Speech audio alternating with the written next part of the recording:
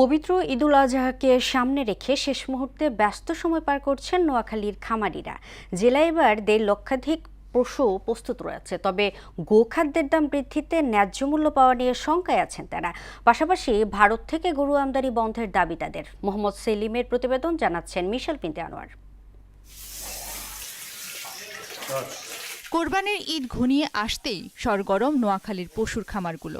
শেষ মুহূর্তের পরিচর্যায় দম ফেলার ফুরসত নেই খামারি ও শ্রমিকদের। জেলার ছোট বড় খামারগুলোতে এখন চলছে শেষ সময়ের প্রস্তুতি।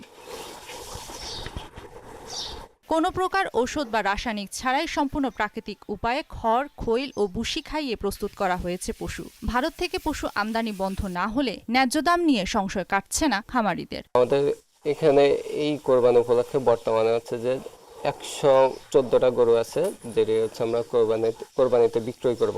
খাটনি দিয়ে গরুর সাথে আমার সাথে আমার বন্ধুত্ব হিসেবে সম্পর্ক হয়ে গেছে। নিজস্ব ঘাস, সাইলেন্স আর বুসির মাধ্যমে আমরা এগুলা যত্ন সহিত লালন পালন করি। 40,000 থেকে শুরু করে 6 লাখ পর্যন্ত গরু আছে বর্তমানে, 6 লাখ টাকা পর্যন্ত।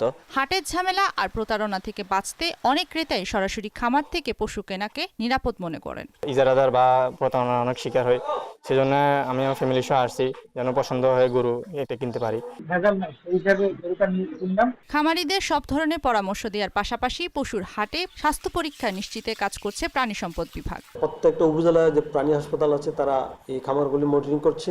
এছাড়া আমাদের প্রত্যেকটি কুরবানির হাটে আমাদের মেডিকেল টিমটা থাকবে, তারা যথাযথ খামারিদের পাশে থাকে। সকল বাধা পেরিয়ে একটি সুষ্ঠু ও সুশৃঙ্খল কোরবানির পশুর বাজার এবং উৎসবমুখর ঈদ প্রত্যাশা করছেন নোয়াখালীর সংশ্লিষ্ট সকলে। মিশাল বিনতে আনোয়ার, মোহনা সংবাদ।